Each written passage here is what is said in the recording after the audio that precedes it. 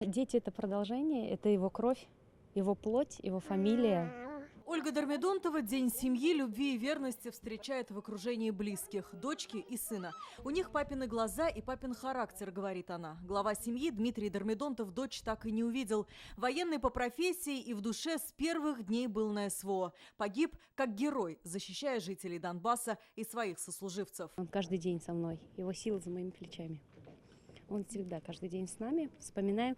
Но сегодня, знаете, особенно остро его не хватает. Когда его нет, я хочу передать всем и рассказать всем о нем. И Ольга смогла рассказать, как и многие другие жены и мамы тех, кто встал на защиту мира. В левом крыле Национальной библиотеки 13 фотопортретов. На них семьи героев. Они пришли со своей миссией, и мой сын пришел с этой миссией в этот мир.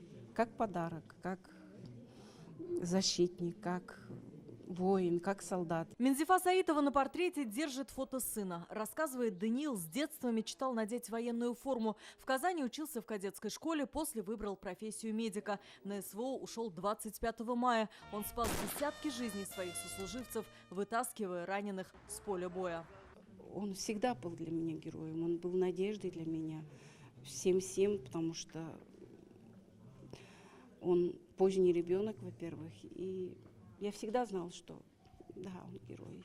Это не просто выставка, это вот на самом деле память о наших семьях. Это орден Герой мужества моего мужа. Мы гордимся, мы все гордимся с ним.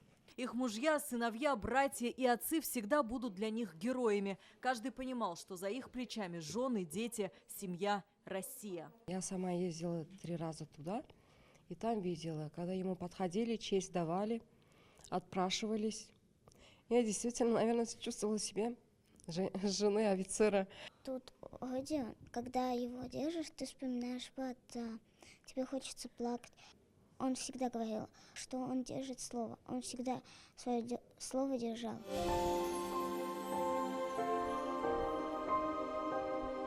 Автор проекта Ангелина Галимова. Ее муж тоже на СВО. Так совпало, в День семьи, любви и верности его командировали домой. За короткий промежуток времени успеть сказать «люблю» – самое главное, говорит она. Через проект «Семья героя» главные слова сказали все. Но мы старались узнать историю семьи. И хотелось показать именно ту глубину чувств, ту любовь и гордость, которую они испытывают за своих близких, которые принесли в жертву свою жизнь ради нашего мира. Когда ты участвуешь в этом проекте, ты чувствуешь, что как будто бы что-то, частицу отдаешь себя, частицу того долга, который должен. Они там остались, а ты здесь. Историю семьи героя авторы проекта постарались передать через эмоции на фотографиях. Они в глазах, они в руках, они в теплоте взгляда. И, конечно же, узнать эту историю может каждый. Для этого достаточно навести камеру телефона на QR-код, и история станет достоянием каждого. Алия Хайрудинова, Данил Филатов, ТНВ, Казань.